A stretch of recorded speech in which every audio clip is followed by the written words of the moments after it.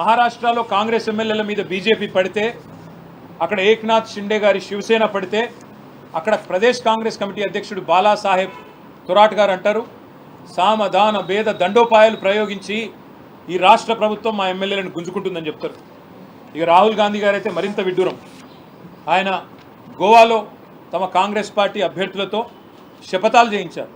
మీరు గెలిస్తే ఎమ్మెల్యేలు అవుతే మేము రేపు పార్టీ మారము అని శపథాలు కూడా చేయించినారు.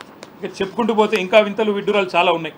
ముఖ్యంగా ఆయన సిద్ధరామయ్య గారు ఆయన అంటారు 50 కోట్లు ఇస్తున్నారు కర్ణాటకలో కాంగ్రెస్ ఎమ్మెల్యేలకు, బీజేపీలో లాక్కుంటున్నారు అని సిద్ధరామయ్య గారు ఆయన కూడా ఒక స్టేట్మెంట్ ఇచ్చారు. ఇది స్పీకర్ గారు ఇచ్చిన తీర్పు, సుప్రీంకోర్టు స్పీకర్కి ఇచ్చిన తీర్పు. Speaker needs only 3 months to decide. అంతకంటే ఎక్కువైతే సుప్రీంకోర్టు తీర్పును ఉల్లంఘించినట్టు అవుతుంది. మేము దానం నాగేందర్ గారి మీద ఇచ్చిన పిటిషన్ మార్చి 18 నాడు ఇచ్చాం. జూన్ 18 కల్లా స్పీకర్ గారు తేల్చి ఉండాలి, తేల్చలేదు. మేము హైకోర్టుకు పోయాము, హైకోర్టులో ఇవాళ ఆ పిటిషన్ విచారణలో ఉంది. హైకోర్టులో న్యాయం జరుగుతుంది అనే బలమైన నమ్మకం మాకుంది. ఒకవేళ జరగకపోతే తప్పకుండా సుప్రీంకోర్టుకు వచ్చే ఆలోచన కూడా మాకుంది. ఇంకా విచిత్రమైన విషయం, రాహుల్ గాంధీ గారు ఆయన పార్టీ ఇది హైదరాబాద్ వేదికగా, తుక్కుగూడ వేదికగా జాతీయ మేనిఫెస్టో, కాంగ్రెస్ పార్టీ యొక్క జాతీయ మేనిఫెస్టో న్యాయపత్ర అనే పేరిట తెలంగాణలో ఆవిష్కరించారు. అందులో ఏం చెప్పినారు? We promise to amend the 10th schedule of the constitution and make defection and automatic disqualification of membership in assembly and parliament. అంటే వారి ఉద్దేశం ఏమంటే, ఎవరైనా ఒక ఎమ్మెల్యే ఒక పార్టీలో గెలిచి ఇంకో పార్టీలో పోతే, ఎవరైనా ఒక ఎంపీ ఒక పార్టీలో గెలిచి మరో పార్టీలో పోతే ఆటోమేటిక్గా సంఖ్యతో నిమిత్తం లేకుండా ఆయనను అనర్హుడిగా ప్రకటించి ఆయన పదవి ఊడిపోవాలి. ఇది మేము దానికి కట్టుబడి ఉన్నాం, రాజ్యాంగ సవరణ చేస్తామని జాతీయ మేనిఫెస్టోలో హామీ ఇచ్చారు. రాహుల్ గాంధీ గారికి నిజంగా కూడా ఆస్కార్ అవార్డు ఇవ్వాలి. ఎందుకంటే ఏ తుక్కుగూడలో అయితే ఈ తుక్కు మాట చెప్పారో అదే వేదిక మీద దానం నాగేందర్ ఉంటాడు, కాంగ్రెస్ కండువా కప్పుకొని బీఆర్ఎస్ టికెట్ మీద గెలిచి. అదే వేదిక మీద తెల్లం వెంకట్రావు గారు ఉంటారు, అదే వేదిక మీద కడియం శ్రీహరి గారిని కూడా కూర్చోబెట్టుకొని ఒకవైపేమో రాజ్యాంగానికి తూట్లు పొడుస్తూ మరొక వైపు రాజ్యాంగం పట్టుకొని డ్రామా చేస్తున్నందుకు ఖచ్చితంగా రాహుల్ గాంధీ గారికి ఆస్కార్ అవార్డు కూడా ఇవ్వాలి. మీరు చూడండి, ఒకవైపు ఈ డ్రామా, రాజ్యాంగం పట్టుకొని ఆయన ఏదో రాజ్యాంగ సంరక్షకుడు, నేనే కాపాడుతున్నా ఈ దేశంలో రాజ్యాంగం, మోడీ గారు ఏదో నాశనం చేస్తున్నట్టు పార్లమెంట్లో బిల్డప్. 2 కిలోమీటర్ల దూరంలో ఉన్న ఏఐసిసి ఆఫీస్కి వచ్చి పోచారం శ్రీనివాసరెడ్డి గారిని మరి ఈరోజు చేర్చుకున్నారు. ఆయారాం గయారాం పోయింది, ఇప్పుడు పోచారం కాడి దాకా వచ్చింది. ఇది ఈరోజు రాహుల్ గాంధీ నిజరూపం. రాహుల్ గాంధీ రాజ్యాంగం పట్టుకోవడమే కాదు, రాజ్యాంగం అప్పుడప్పుడు చదవాలి, రాజ్యాంగ స్ఫూర్తి ప్రకారం నడవాలి. అదే మాదిరిగా ఇంకా విచిత్రం, అసలు ఇవాళ ఒకరు కాదు, మా ఎమ్మెల్యేల ఇళ్లలోకి పోయి ఒక్కొక్కరింటికి ముఖ్యమంత్రి స్వయంగా పోయి, పోచారం ఇంటికి, ఇంకా కేశవరావు గారి ఇంటికి పోయి ఎమ్మెల్యేల ఇళ్లలో పోయి బతిమలాడి భయపెట్టి వారికి ఏమేమో ఇచ్చి, మరి సిద్ధరామయ్య చెప్పినట్టు 50 ఇస్తున్నారా, ఎక్కువ ఇస్తున్నారా మాకు తెలియదు, మేము ఆరోపిస్తలేము, సిద్ధరామయ్య గారు చెప్పిన దాన్ని కోట్ చేస్తున్నాను నేను. ఆ రకంగా ఇవాళ కాంగ్రెస్ పార్టీ దుర్మార్గంగా వ్యవహరిస్తూ ఉంది, రాజ్యాంగ స్ఫూర్తికి విరుద్ధంగా వ్యవహారం చేస్తూ ఉంది, చట్టానికి విరుద్ధంగా వ్యవహారం చేస్తూ ఉంది. అందుకే తెలంగాణలోనేమో న్యాయపత్రం అంటారు, చేసేది మాత్రం అన్యాయం.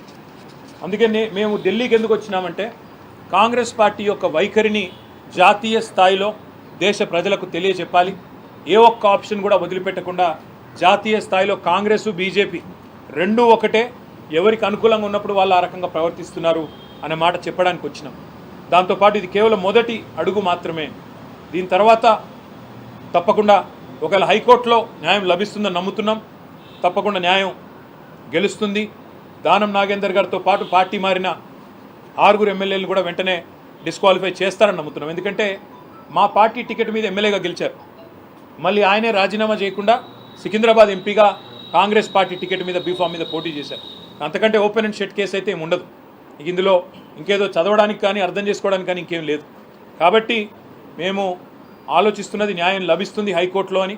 ఒకవేళ లభించకపోతే సుప్రీంకోర్టుకు వస్తాం, సుప్రీంకోర్టులో కూడా తొందరలోనే పిటిషన్ కూడా వేయడానికి కూడా అన్ని సిద్ధం చేసుకుంటున్నాం. చాలామంది రాజ్యాంగ న్యాయ నిపుణుల్ని కూడా సంప్రదించినాం.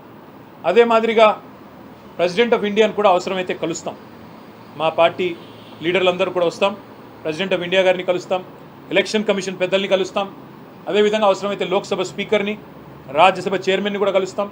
ఏ రకమైన వ్యవహారం తెలంగాణలో నడుస్తుందో కాంగ్రెస్ నిర్వాకం ఏందో జాతీయ స్థాయిలో ఎండగడతాం. కాబోయే సెషన్ కూడా వస్తూ ఉంది 22 నుంచి 22వ తారీఖున సెషన్ ప్రారంభంగా అవుతూ ఉంది. మాకు రాజ్యసభలో 4 సభ్యులు ఉన్నారు. రాజ్యసభలో కూడా ఈ అంశాన్ని లేవనెత్తుతాం. అంటే ఏ వేదిక మీద అయితే న్యాయం జరగాల్సి ఉంటుందో ఆ ఏ వేదికను కూడా వదిలిపెట్టకుండా తప్పకుండా కాంగ్రెస్ పార్టీ యొక్క దుర్మార్గాన్ని ఎండగడతాం. ఏ ఒక్క అంశాన్ని కూడా వదులుకోం. ప్రైమ్ మినిస్టర్ అని మీరు అన్నారు. ప్రైమ్ మినిస్టర్ని కలవాలన్న ఆలోచన అయితే లేదు. ఎందుకంటే కలిసినా ఏదైనా అభివృద్ధి గురించి కలుస్తాం తప్ప ఈ విషయంలో వారు చేయగలిగేదే ఉండదు.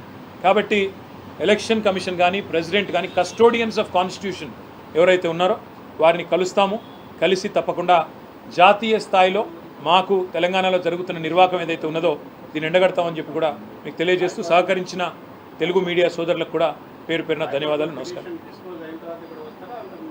హైకోర్టులోనేమో దానం నాగేందర్ గారి పిటిషన్ పెండింగ్ ఉందండి. కానీ ఇంకా వేరే ఎమ్మెల్యేలు కూడా ఈ మధ్యలో మారిన వాళ్ళు ఉన్నారు. కావాలంటే మనం నేరుగా వచ్చే అవకాశం కూడా ఉంది. అది పరిశీలించి రాబోయే 4-5 రోజుల్లో నిర్ణయించారు. గతంలో సబితా ఇందరెడ్డికి తలసాని శ్రీనివాస్ యాదవ్ వీళ్ళందరూ కూడా పదవులు ఇచ్చారు కదా, వాళ్ళు వేరే పార్టీలు గెలిచి వచ్చిన వాళ్ళే కదా. అయితే టైం కూడా ఉంది కదా, 3 నెలలు అంటే ఈ లోపు ఎమ్మెల్యేలు 1 by 3 జాయిన్ అయితే ఒక మాట ఏమంటే చాలామంది మిత్రులు మాట్లాడుతున్నారు ఏమని, గతంలో టీఆర్ఎస్ చేర్చుకుంది కదా కాంగ్రెస్ వాళ్ళని టీడీపీ వాళ్ళని అని మాట్లాడుతున్నారు. ఎస్, కాంగ్రెస్ పార్టీలో 18 మంది సభ్యులు ఉన్నప్పుడు 12 మంది రాజ్యాంగబద్ధంగా 3/2 వంతులు అనేది విలీనం. విలీనానికి ఫిరాయింపుకు తేడా ఏంటంటే 3/2 వంతుల ఒక శాసనసభా పక్షం కానీ పార్లమెంటరీ పక్షం కానీ ఒకవేళ ఇంకో పార్టీలో చేరాలనుకుంటే రాజ్యాంగం ప్రకారమే ఆ వెసులుబాటు ఉంది. అది కాంగ్రెస్ విషయంలో 18లో 12 మంది చేరారు, టీడీపీ విషయంలో 15 మందిలో 10 మంది చేరారు, బీఎస్పీ ఇద్దరు ఉండేది వాళ్ళిద్దరూ చేరారు, పోయిన టర్మ్లో టీడీపీకి ఇద్దరు ఉంటే ఇద్దరు కూడా చేరారు. కాబట్టి విలీనానికి ఫిరాయింపులకి ముందుగా మనం వ్యత్యాసం తెలుసుకోవాలి. ఒకటి. రెండవది, మాకు 38 మంది శాసనసభ్యులు ఉంటే ఇప్పుడు అందులో 6-7 ఈరోజు కాంగ్రెస్ పార్టీ కండువా కప్పుకున్నారు. ఒకటేసారి 26 మంది పోతే అది విలీనం. కానీ ఒక్కొక్కరుగా పోయి అక్కడ అవతల టికెట్ల మీద పోటీ చేస్తే అది ఫిరాయింపు కిందకే వస్తుంది. ఈ విషయంలో చట్టం చాలా స్పష్టంగా ఉంది. కాబట్టి ఈ 6-7 ఎవరైతే ఉన్నారో ఆ ఎన్నికలు తప్పవు, ఉప ఎన్నికలు తప్పవు. వీళ్ళ పదవి ఊడగొట్టడము ఖాయం. తప్పకుండా ప్రజాక్షేత్రంలో వీళ్ళు పరాభవం కూడా ఎదుర్కోక తప్పదు.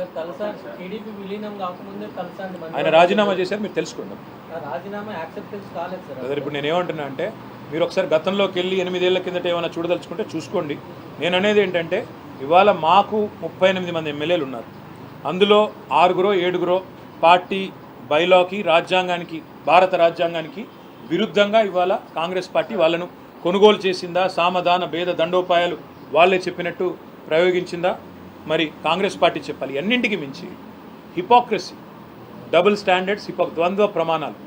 ఏ కాంగ్రెస్ అయితే నీతివంతమైన మాటలు మాట్లాడుతుంది, రాజ్యాంగాన్ని చూపెడుతుందో వారికి మేము గుర్తు చేయాల్సిన అవసరం ఉంది. ఎందుకంటే రాజ్యాంగ స్ఫూర్తికి వ్యతిరేకంగా నేను ఒకటే అడుగుతున్నాను విజయ్ గారు, రేపటి రోజున కాంగ్రెస్కు ఉండే 99 మంది ఎంపీల్లో 20-30 మంది ఇంకో పార్టీలో చేరారనుకోండి, అది సమ్మతమేనా కాంగ్రెస్ పార్టీకి? కాబట్టి కాంగ్రెస్ ఆలోచించుకోవాలి. ఇవాళ వాళ్ళు చేస్తున్నది రేపు మళ్ళీ వాళ్ళకి తిరిగి చుట్టుకునే ప్రమాదం ఉంది. ఇంకొక మాట కూడా నేను గుర్తు చేస్తూ ఉన్నాను. మీకు చాలామంది మిత్రులు చాలా పరిమితమైన అవగాహన, పరిమితమైన చరిత్ర అదే మాట్లాడుతున్నారు. అసలు ఈ తెలంగాణలో ఈ ఫిరాయింపుల పర్వానికి శ్రీకారం చుట్టింది ఎవరండి? 2004లో రాజశేఖర రెడ్డి గారు కాదా? 2004లో టీఆర్ఎస్కి 26 మంది ఎమ్మెల్యేలు పొత్తులో గెలిస్తే 10 మంది ఎమ్మెల్యేలని తీసుకొని పోయింది ఎవరు? మొదలు పెట్టింది కాంగ్రెస్. ఆ రోజు తీసుకున్నది వాళ్ళు 10 మందిని. నేనేమంటున్నా అంటే చరిత్ర అంటూ తవ్వుకుంటూ పోతే కాంగ్రెస్ చేసిన ఘాతకాలు ఎవరు చేయలేదు.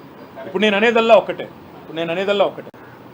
ఇది రాజ్యాంగబద్ధం కాదు, చట్టబద్ధం కాదు. కాబట్టి వాళ్ళని అనర్హులుగా ప్రకటించాలని మేము డిమాండ్ చేస్తున్నాం. స్పీకర్ గారు నిర్ణయం తీసుకుంటారని ఆశిస్తున్నాం. తీసుకోకపోతే ఇతర వేదికలు తప్పకుండా ఎక్స్ప్లోర్ చేస్తాం. న్యాయం దొరికే వరకు పోరాడు.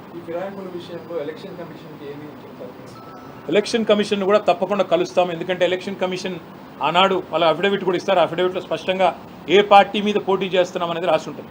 ఇవాళ ఏ పార్టీలో ఉన్నారో కూడా వాళ్ళు చూడాలి.